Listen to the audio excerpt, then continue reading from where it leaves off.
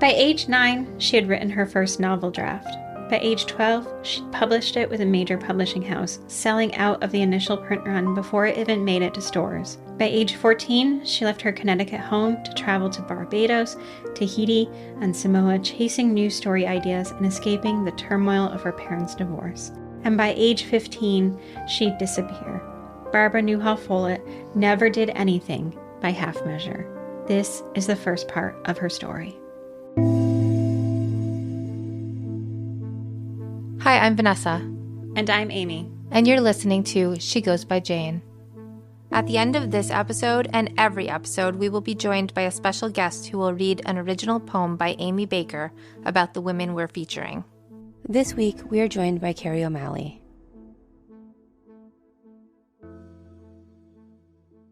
Hi, Vanessa. Hi, Amy. Vanessa, it's really hard to express this in a way that makes sense, but I honestly love every woman whose story we share on this podcast. I think that's part of what you do though. You're spending so much time researching them because I only really know the little bit that when we get together to do this, right? But you are spending hours with these women. Yes. It's hard not to fall in love. Yeah, and I think it's that love transcends whatever their situation is, because sometimes the stories are difficult, or sometimes some of the things they have done are complicated, right? And yeah, so today, I spent a really long time. I have read 600 and something pages of this woman's letters. I did other research. You showed me the book that you were reading for this. Yes. It was a chunky book. It was, yes. And I read the whole thing. The whole thing, right. So today we are shining light on Barbara Newhall Follett. Her story, it hits in a bit of a different way for me because I feel like I get her. I understand her. She is flawed. She is complicated. And at the same time, there is a lot of pain in her story. And I could not contain it all in one episode. That was my lead in to say, this is a double episode. It's your subtle way of being there's too much. And I tried so hard. 2 parts. Okay. Yeah. So bear with us, everybody. Yes. And every time I'm no, I'm going to make it just a 1 episode. We're going to do it. You actually do that. Basically every week, Amy and I at some point have this conversation where it's yeah, let's not do any more 2-parters. Okay. I did another 2-parter. Sorry. Yeah. It's never me. I don't care. You can do as many 2-parters as you want, but you put that on yourself. Yes. As the person doing the research, yet here we are. I don't know. If a publisher is listening to this and wants to hire me to write a book-length investigation into Barbara, just into Barbara specifically, you have a lot to say. I have a lot to say. Honestly, we could be talking for weeks about her. She's very fascinating. And the other thing is she really did leave behind all these artifacts. So all these letters. So there is just a lot. Which is nice because a lot of the time you are going with we don't know who she is. There's this one tattoo. Yeah. There's this one piece of jewelry. And that's all. And that's it. Right. Maybe a location. Yeah. Or even when we know the identity of the missing woman, sometimes, because we're so dedicated to sharing stories that are undertold, right? There just won't be this. Yeah. Yeah. So in recognition of that, I'd like to give special thanks to Barbara's half-nephew, Stefan Cook. Stefan? Stefan. Okay. Well, okay, as a Quebecer, I'd say Stefan, but it could be, Americans could be a little fancy with it and say Stefan. Yeah. Okay. Sorry for the name jumble. But he compiled her letters and additional papers into the book Barbara Newhall Follett, Life and Letters, and maintains the website Farxolia, which is named after an imaginary world she invented. A whole world? A whole world. And there's also a language in this whole world. She is creative. Seriously? Yes. Huh. And it's his dedication to preserving these documents that have enabled me to spend so much time recently with her.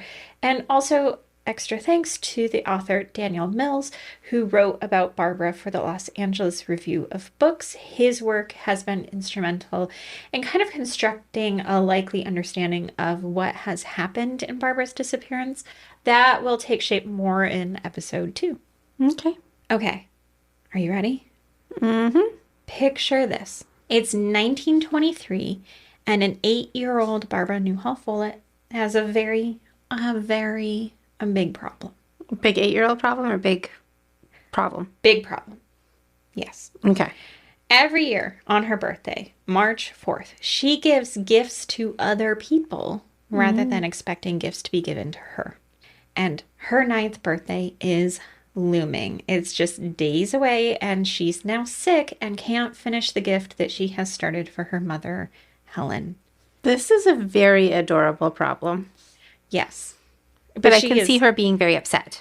She's a very serious kid, and so this is a complication because you see, Barbara has started writing a novel 3 months before.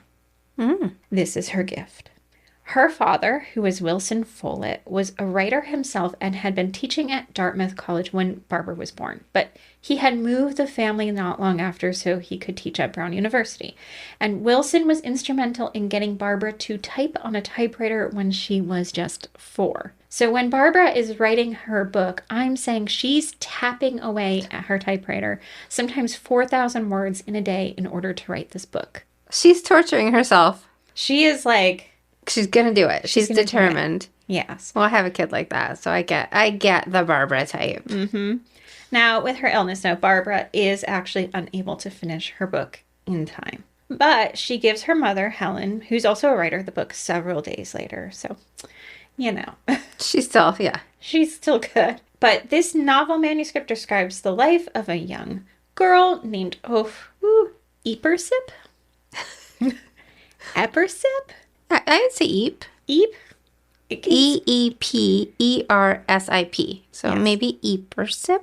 Okay, it's about her and her adventures. So she has given this gift, but doesn't That's stop very there. cute. Yeah, Yeah. no. So I know it's serious business to Barbara, but I'm thinking it's adorable. it is both adorable and also serious business because that summer, Barbara's father, the editor-writer guy, he starts making editorial suggestions to Barbara and has her work on them to improve her story. She is, at this point, not new to writing stories. She'd already completed what I would call a long short story, maybe bordering a little bit on a novella. But a novel is, of course, a different animal. Mm-hmm. That summer, Barbara spent time in Sunapee, New Hampshire with family friends. The Follett family had often vacationed there. And description of Barbara's childhood adventures, they're filled all of her early letters because she is a dedicated letter writer. To who? To just about anyone she can think of, mostly adults.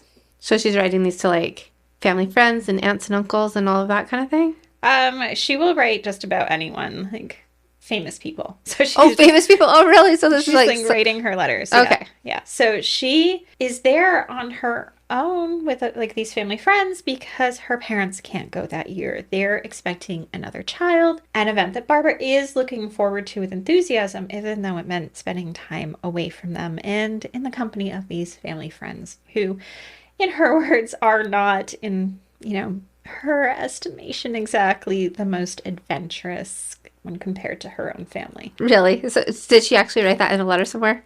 Yeah. These people are not as fun or Basically. Mm-hmm. Yeah. adventurous as my hair. Uh-huh. Does she mail these letters? Yeah.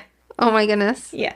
So how did they collect them up for So some of them some of them are drafts of the letters. Okay. Because so the book is mainly made from the rough drafts? So it's from rough drafts or, sometimes what happened after her disappearance is the letters have been kind of collected back. Right. Okay. So they're actually archived. So there's an archive that you can go visit and look at them. And I'm hoping to do that at some point to just actually view the actual letters. But where are they? I believe they're at Columbia. Oh, really? Cool. Yeah. Okay. So she's there. Her parents, she's spending the summer there. But this is not a long-term separation, right? So she's supposed to go back after the birth of what will end up being her sister, right? I'm sure it felt intolerably long to Barbara, given that these people weren't quite as fun on the other hand, New Hampshire is one of her favorite places in the world. So Okay. maybe it's fine. But by October, the whole family is reunited and they return to their home in New Haven. And they're really going to like settle into their life as a family of 4. Unfortunately, disaster soon strikes. Within 24 hours of their arrival, the house catches on fire. Later, Helen, who's her mother, Helen's going to be mentioned quite a bit, wrote to a friend that it's a great miracle that we are all alive, free of burns and still in possession of our arms and legs. You see, the stove in the kitchen, fitted with a kerosene burner, exploded, and within 5 minutes, the whole house was in the cellar. Nothing was recovered. Wow, that sounds like, yeah. Yeah. Yeah. I mean, honestly, yeah, because Helen is also a writer, to be clear. I think she gets, like, less recognition than her husband, Wilson, or Barbara, but, like, just, like, still in possession of our arms and legs. Right, like we're getting a little melodramatic there, right? Like, I just like the way she expresses that, right? Yeah. Now, unfortunately, though, for Barbara, this does include the manuscript of her novel. Oh, okay. Yeah. Yeah. Now, while the family is situating themselves in a temporary home, like they're building a new home, Barbara has decided she's going to try to rewrite this novel, but she's struggling to remember it exactly as it was written the first time.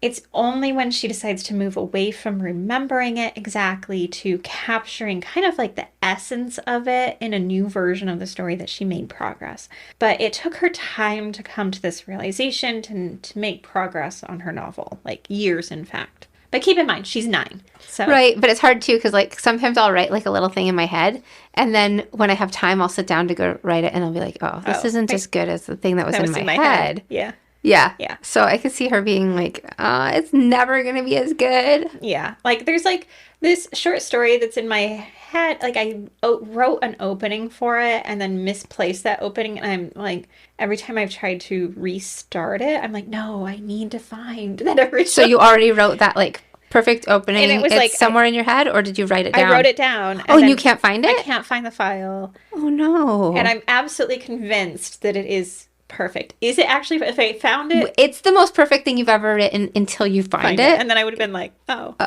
That's all? Right.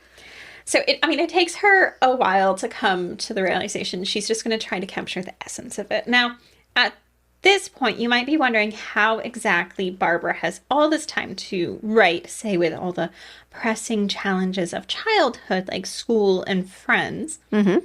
And, well, Barbara's childhood was a bit unique.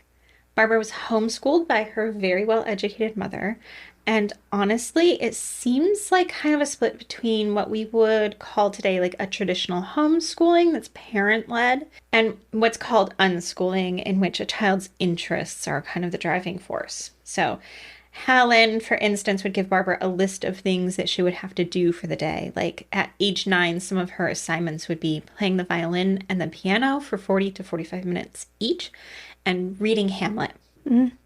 Sounds like a normal 9-year-old's day. Right. But that would be combined with things like taking a walk with her camera to see if she could, in Helen's words, find something, worth using the rest of the film on. So it's like this divided. It's very cute. Yeah. Now, as I said earlier, Barbara is also carrying on these lengthy correspondence with adults, like writing to them with regularity. One of her most frequent early letter recipients was an antiques dealer, but she also wrote to artists and writers. It's not that she was without child-aged friends, but I get the impression that she just doesn't necessarily feel in step with a lot of them.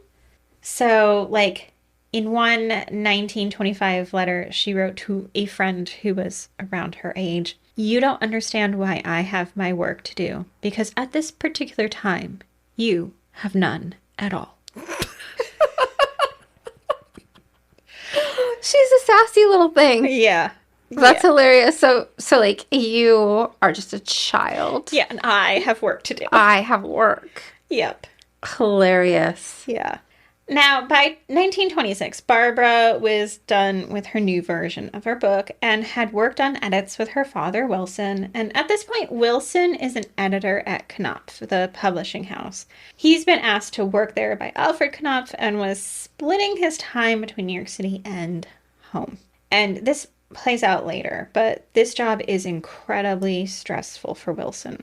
he feels like he has to keep proving his value and his worth in this new job. But it's Wilson who suggests that Barbara submit her work for consideration for publication with Knopf. In April, their decision arrived in the mail in their characteristic blue envelope with a boar's eye seal. Barbara writes that upon seeing the envelope, she, in her words, threw myself down on the floor and screamed either with fear for what it might contain, with joy for getting it at last, or with terrific excitement of the whole thing. There's a feeling after you've been waiting a long time for anything, there is a feeling that when it comes, it must be impossible, a dream, an optical illusion, a cross between those three things. So right now at this point, I'm wondering, do we live our life with enough passion? I don't think so. Barbara's just like deep in. Right. Her mom's dramatic letter about the fire, and then hers like about how she feels opening this envelope. Yeah. I mean, I think of the four, family members, like you've got Wilson, you're going to find out about his drama in a little bit. You've got Helen, who is definitely very dramatic as well. You've got Barbara, who's very dramatic. I think the person we know the least about is the younger sister, Sabra, who, I think is largely an afterthought in this family. Oh, no. Yeah. But yeah, they're like given to these everything is expressed this way now. Barbara's fears were for naught because the letter inside was to tell her that her work, now titled The House Without Windows, would be published. Nice.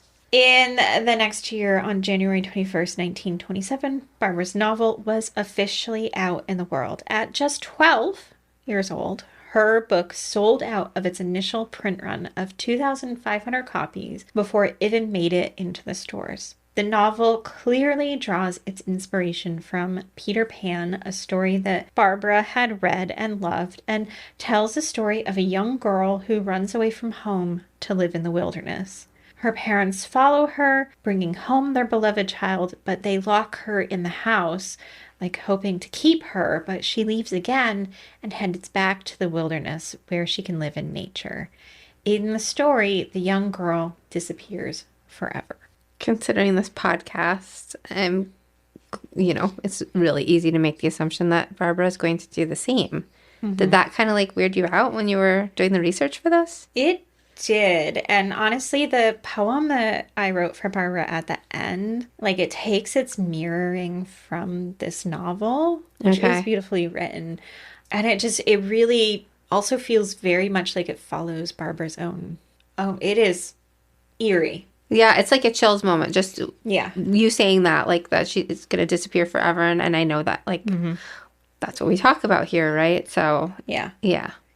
It's so eerie. It is. This book is received with rave reviews. One reviewer, Lee Wilson Dodd, wrote, "This is very beautiful writing, but there are moments when, for one reader, this book grows almost unbearably beautiful. It becomes an ache in his throat."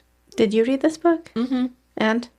I mean, I think, it's different, reading it as a modern reader. Right. It is beautifully fanciful. There's, these great descriptions. Yeah. But, would you, if somebody just handed that book to you, would you be able to guess the age of the author, I guess is where No. No? Okay.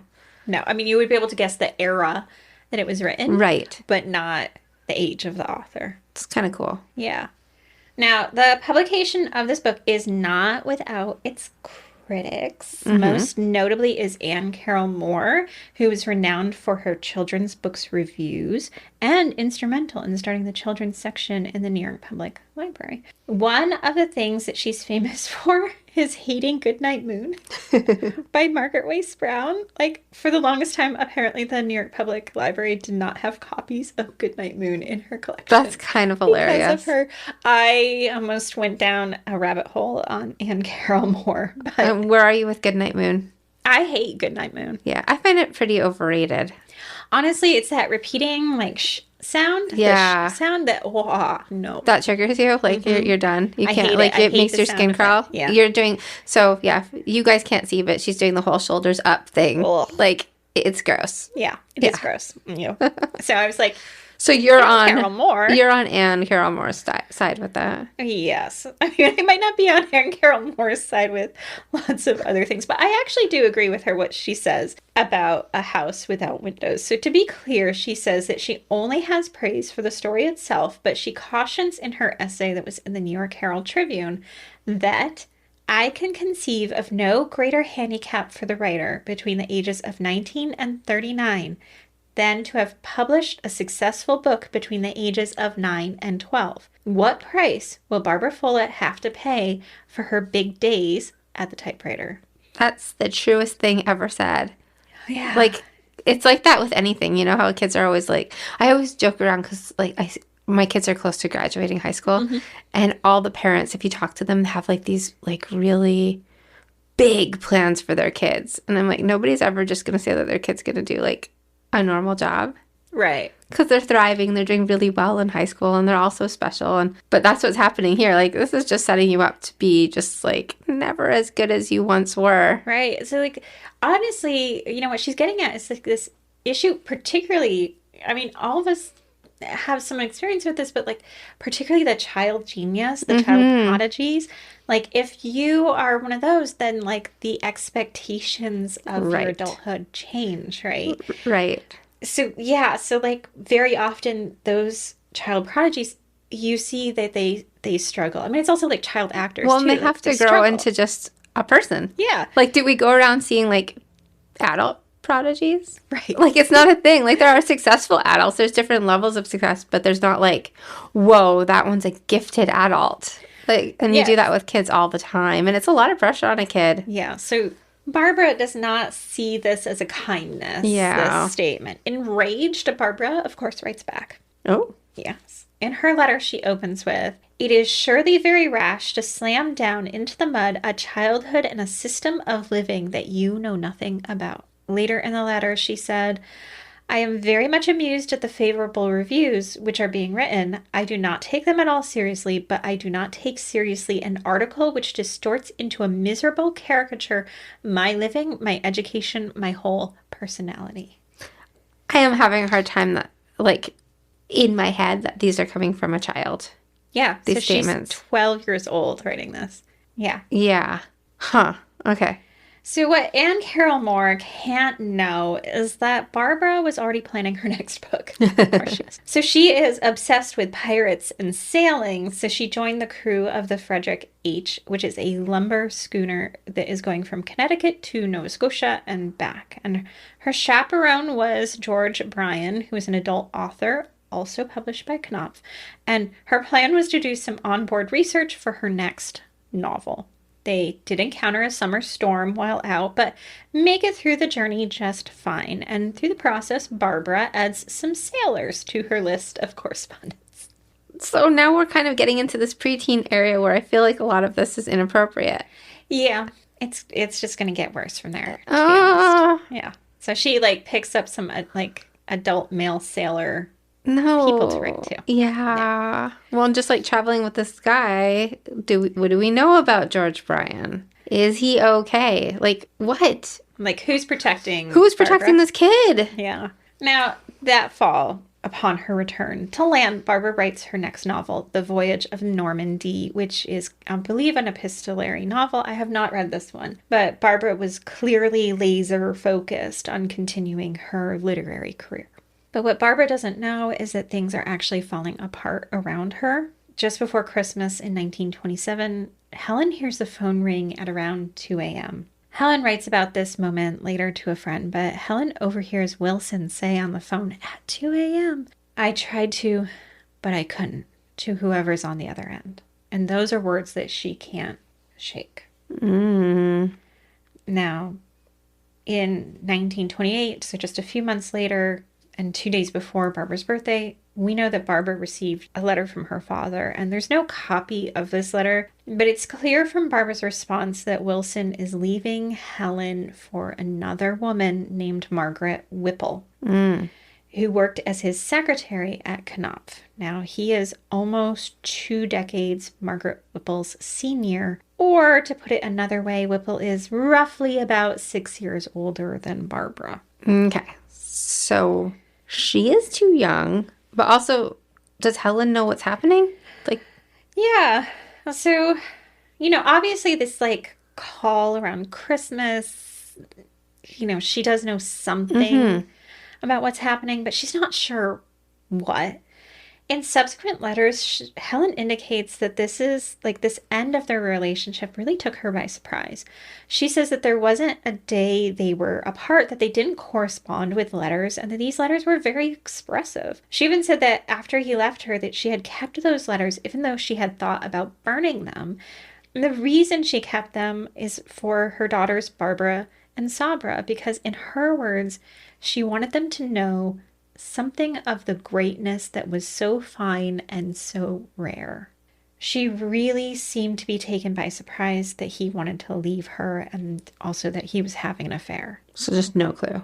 Yeah. I mean, on the other hand, Wilson will say later, like, he hated his marriage and they were both miserable. So it's two sides to a story. But for Helen, she was like, what? Yeah. Now, Barbara writes to her father of how she cannot conceive of her family broken apart, to no longer scramble up mountains together or take their rowboat out on the lake in New Hampshire. But perhaps the biggest blow to Barbara is that in his letter, Wilson has made it clear that Barbara is to stay with Helen.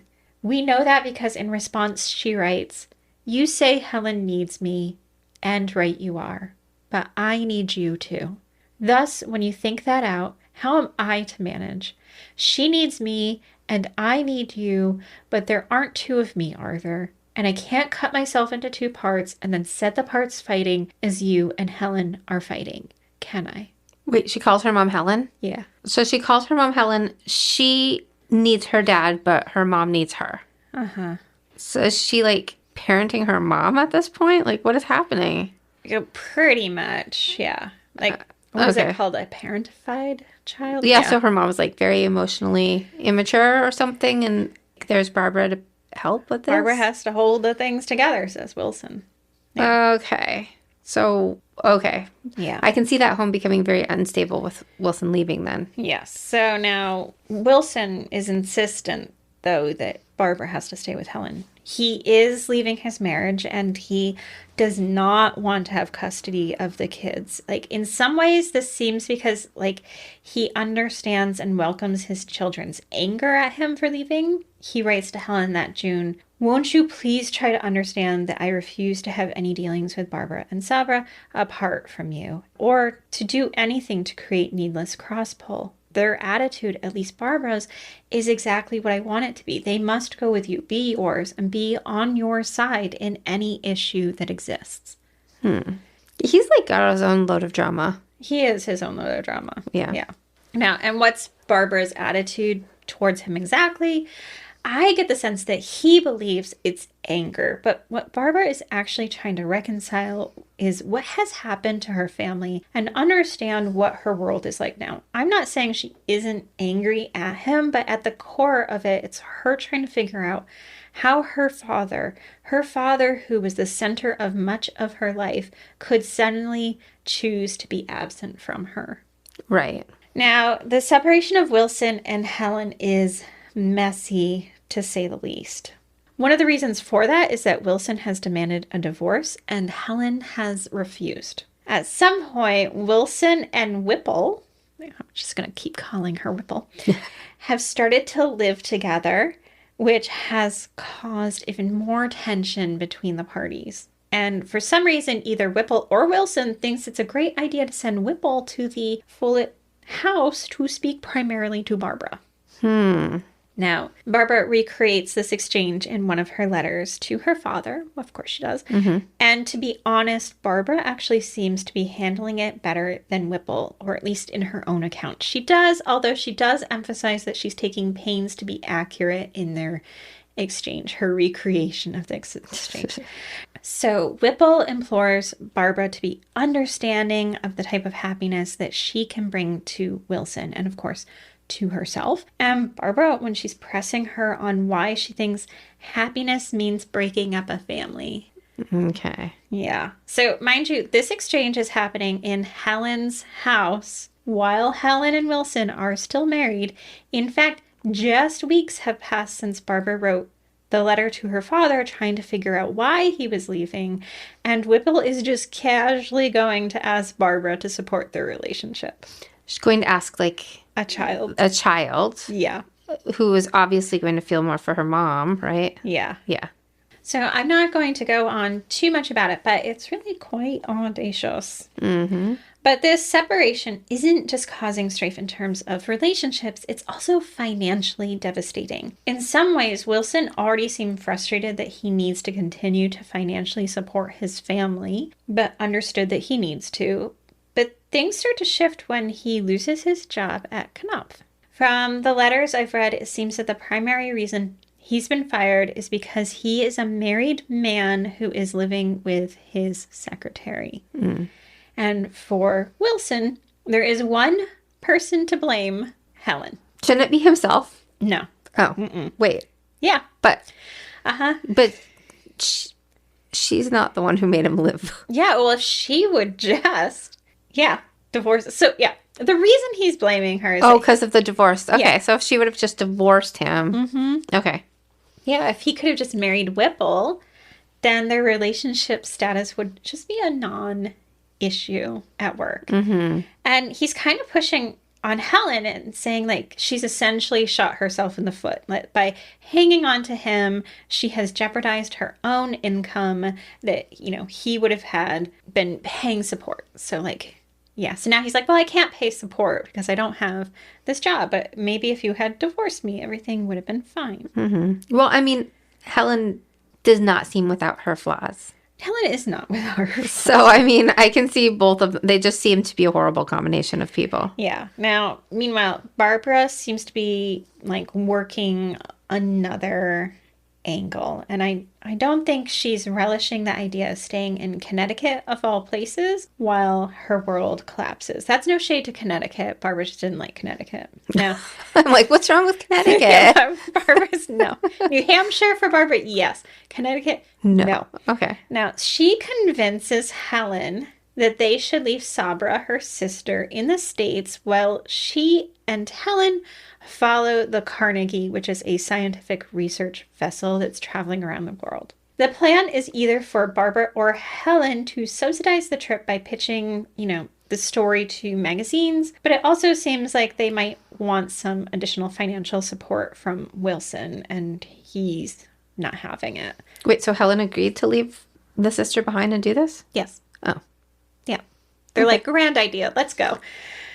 Yeah. Yeah. So Barbara even travels to New York City on her own. It seems maybe in part to convince her father of this trip, but the visit is unannounced and he sends her away. Like, she returns home briefly, then basically leaves home again without telling Helen where she's going. She stays with some family friends for a few days.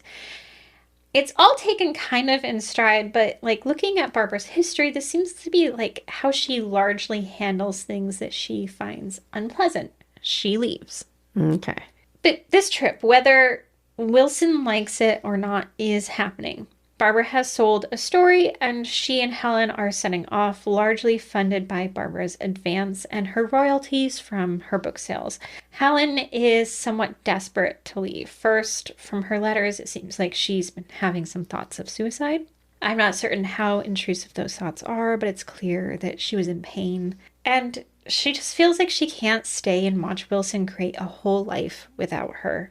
She writes to her friend Anne, "Can't he," meaning Wilson, "understand that I can't stand the proximity of living near him and the girl, that my nights are nights of sleeplessness and horror, and my going away is only an attempt to escape that horror." So you said Barbara leaves when things are unpleasant, but her mom kind of, is she like falling into that as well now? Yeah, I mean, you know, she had built this entire life with Wilson. They'd been married, I think, for like 15 years. They had 2 kids together. They had this house together. They had a car together. Mm-hmm. And suddenly he's like, oh, I'm moving to like New York City with my secretary, right? Mm-hmm. And like, and oh, by the way, you've got the kids. And so she's just like, well, my world is falling down and I'm supposed to just stay here and watch it happen. And she's like, no. Why in these days was it always like the secretary too? Like, why is it always the secretary? Is it still like, is this still a thing? I think it is. Yeah. Yeah. Secretaries. Yeah.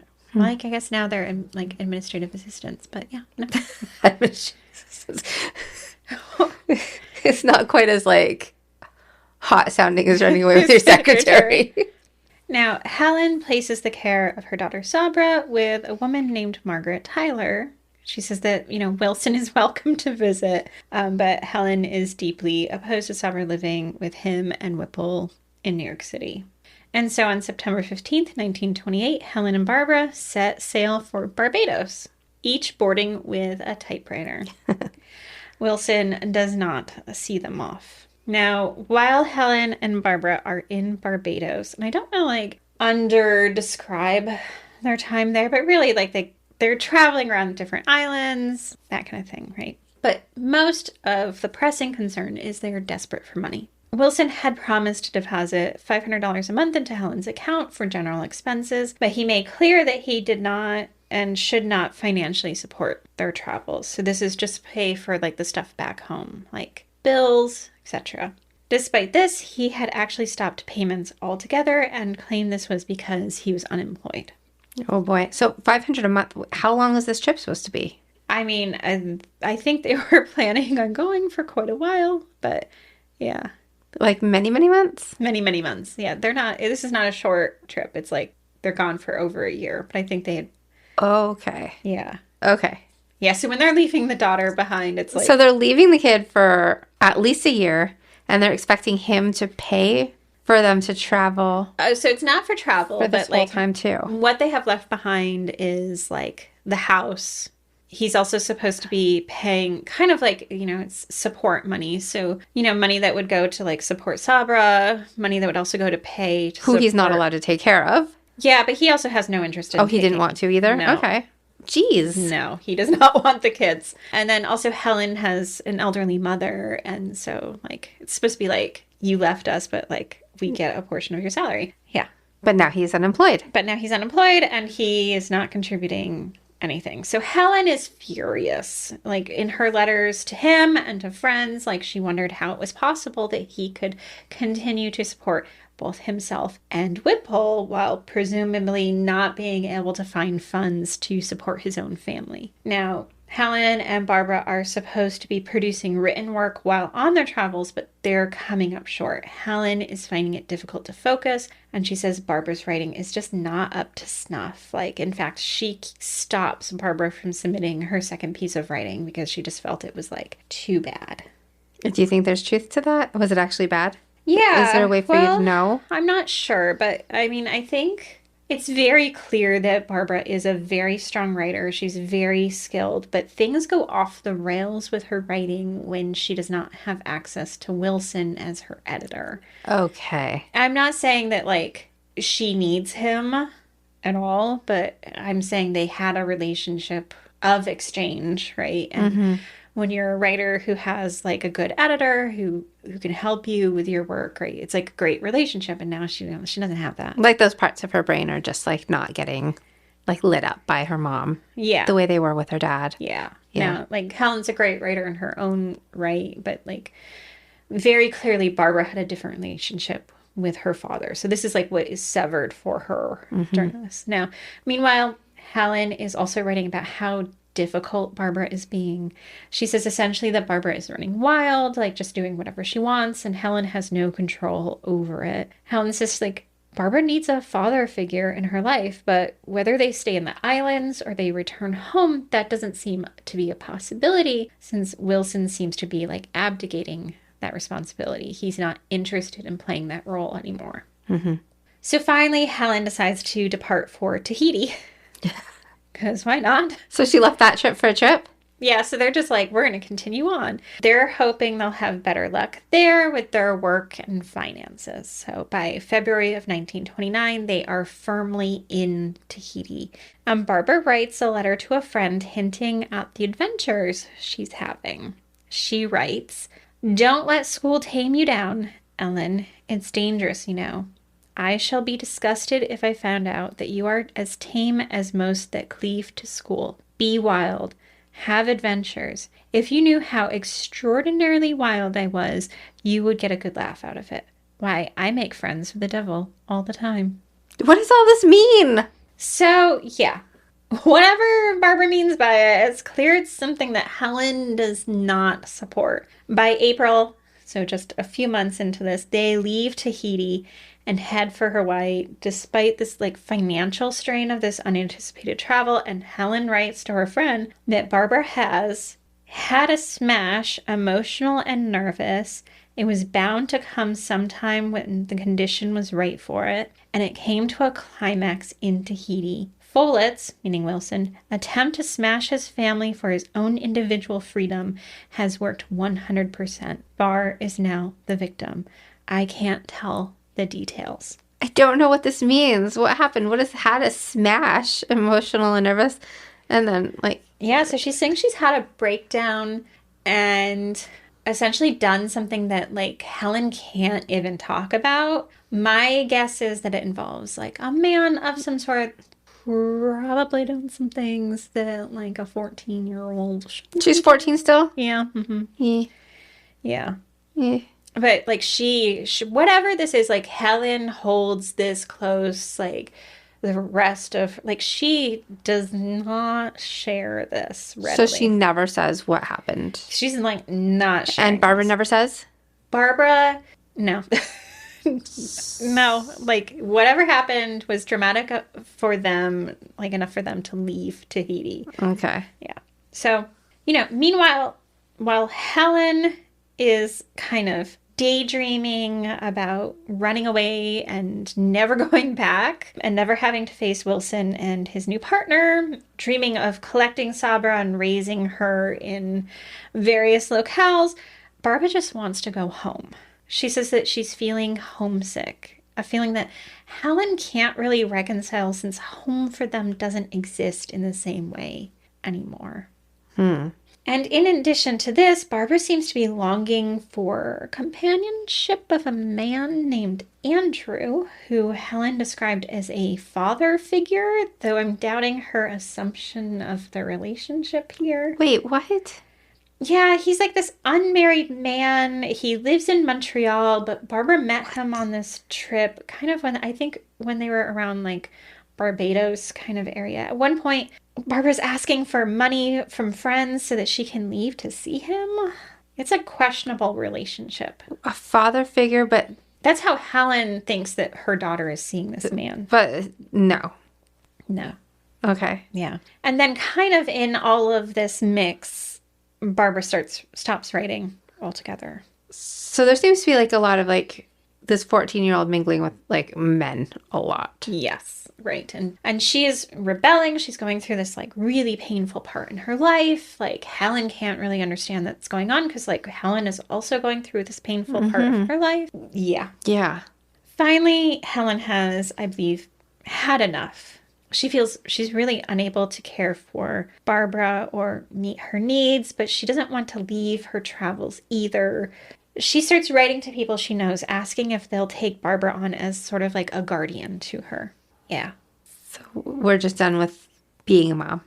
It's hard because like Barbara seems like somebody who has so much potential and she's like, but like lacking the stability. Yes. And guidance of somebody who could actually have thrived. Yeah. And like, neither of her parents are rising to the moment, right? Right. So they get passage on a ship it's leaving Hawaii where they currently are. They're heading to Washington State and it set sail on June 15th, 1929. It's a 1-month journey. There's a quick thing. It's on board the Vigilant, that's the boat's name, that Barbara becomes acquainted with a man named Ed Anderson, who is working as the ship's second mate. And we're just going to tuck his name away for later. Ed Anderson. Ed Anderson. Ed Anderson. He becomes very central to her life. Okay. Now, the plan is once they arrive in Washington is to then take the train down to Los Angeles where they'll meet Helen's friend Mildred Kennedy and her friend Mrs. A. Brown. The plan is to leave Barbara in their care in Los Angeles and for Helen to return to Honolulu so she can work on her book called Magic Portholes. And how is this going for Barbara? Well, she writes to a friend that August, "Everything's all right. When I say that, I mean it in the way a corpse does. You ask a corpse lying in his coffin how he is feeling, and he lifts his head to say, fine, and how's yourself? So I'll take that back and say that everything's wrong. Don't ask no questions, and I won't tell you no lies. I wish she would just say how she's feeling. just don't hold back. Stop holding back. Stop saying, Yeah. Yeah. She's like, I am going to do the utmost here. Yeah. So, yeah. Barbara is miserable in Los Angeles, and Helen writes to friends to say that Barbara is unable to write and that Helen feels obligated to take over Barbara's book contract to fulfill that obligation because she got an advance, right? Mm-hmm. Now, to do this, Helen feels that she absolutely needs to be in Honolulu, so she heads back to Honolulu, leaving Barbara with these guardians in Los Angeles. So, but desperate, Helen keeps writing to friends, trying to ascertain whether her husband has a job or is planning to get a job or if he has any intention of financially supporting them, right? Mm. Now, she's been avoiding a lawyer and pursuing this legally this entire time, but finally she starts asking for advice about a lawyer. Meanwhile, Barbara continues to correspond with Ed Anderson, that second mate from The Vigilant, and then possibly one of the worst things happens to Barbara. She is put in the care of a Swedish psychiatrist named Dr. Tor Schultz. And why is that the worst? Oh, because it's Barbara. Okay, so it's not, okay. So he's not going to He's not the worst. He's not mistreating her. No, I really don't want to make light of this. Right. But, this is something Barbara would have truly dreaded because his plan is to enroll her in a junior college for formal education. And she undergoes admissions tests and is admitted to the Pasadena Junior College. And she is set to take classes there in a variety of subjects. Now, for most people her age, this probably would be like, oh, I get to go to junior college. No. Yeah. Barbara has never had a formal education. She's never been responsible for attending classes in any structured way. She's a teenager who is twice published author, who has now spent a year traveling around the world, who corresponds with artists and writers and scientists and sailors. So the idea that she's going to sit in a classroom willingly is frankly a real misunderstanding of who she is and how she views herself. Well, remember that letter to her friend where she's like, "Be wild." Yeah. Yeah. And then what did she write? Didn't she write something about being in a classroom as the way to end anything interesting about yourself? Exactly. Yeah. Right. So someone being and junior college, look, you can study Spanish, and she was like, no, yes, but not in a formal way. Yeah. Right? So around September 16th, Barbara writes by hand a letter to her mother. It reads, "Dear Helen, promise you won't be flabbergasted. Brace yourself. This is my last hour in the town of Pasadena. I'm leaving for the Far East via Vancouver, where I'll be met. Then I plunge wholeheartedly into a very large job which consists of being a private secretary for a whole class of marine engineers who have gathered together for the whole purpose of working out miracles and life-old dreams in prospering engineer shop. And I'll live by myself very quietly and respectably in a tiny apartment, and I'll work like the very old Nick. I'm not going to tell you, for the time being, where I'll be, and names, jobs, and headquarters have all been completely changed, you see. So we're unfindable. Besides, I want to be alone with my disillusion or my fairy tale, as the case may be. And I'll expect I'll be seeing you again in this incarnation." Holy moly. That is a very intense letter from a teenager. Mm-hmm. And so she's just off on her own, and yeah, so she's saying to her mom, "I'll see you someday." Oh my God. Yeah. Okay. And how old is she again? Yeah, she's 15. 15. Mm-hmm. And just the way she puts it, everything is so important and so big and so dazzling and magical. It's just, yeah. And with that letter, a 15-year-old Barbara Newhall Follett disappears. Really? So that's where we are now? That's where we are. Are we going to find out More? There is more in the second episode. Barbara is clearly a fascinating person who lives life very fully. So this is the end of this episode. This is the end of this So episode. next episode we learn what happened to her? We will learn much more about Barbara. Yes. More about Barbara. Yes. Okay. We are now going to listen to Amy's poem, Shipmate, Shipmate, read by Kerry O'Malley. A native of New Hampshire, Kerry O'Malley received her A.B. in History and Drama from Duke University and graduated from the American Repertory Theater Institute for Advanced Theater Training at Harvard University. As the youngest of 4 children, Kerry honed her theatrical skills at a young age. Kerry has a staggering number of film, television, and Broadway credits. Recent film credits include her scene-stealing role as Dolores in The Killer, Mother's Mother in Nightbitch, Azalia in Mea Culpa, and Mildred in 6888. Recent television credits include her recurring roles as Megan in A Man on the Inside, Samantha Miles on SEAL Team, first-class passenger Lilah Folger on Snowpiercer, and Mavis in Why Women Kill. Shipmate, Shipmate. Barbara Newhall Follett, 25. Missing since December 7th, 1939. From Brookline, Massachusetts. 1. The Meadow. With a handful of fire blossoms, you remembered how to sing. You were built of this place. Sturdy leather shoes and the green, green moss. The dewdrops falling from petals. In the purling pink dawn, you could watch a doe pick her way through the grasses, some so tall that she disappeared, but only for a moment. It was her fawn, so young, still spotted in the color of new bark, you'd lose in the meadow. And so you took that speck of light, slipped it between your fingers like a bit of fairy dust. 2. The sea. You heard the sea as though the salt itself called to you, as though it knew the same song as the gulls who only understand how to cry out, circling endlessly. What kind of heartache feels the same as the rolling waves? What vessel could keep you afloat? There are men who promise they are ships, that their rope-calloused hands are strong enough to help keep the course. But at night, you stand alone on the bow, set your own path of constellations, a steady glow of starlight that could guide you anywhere. 3. The mountains. You thought the path to the mountains was through a forest, far from the sea, past the meadow and its heady flowers, past the ferns, your footsteps hidden beneath their feathery fronds. You wove the magic of this place.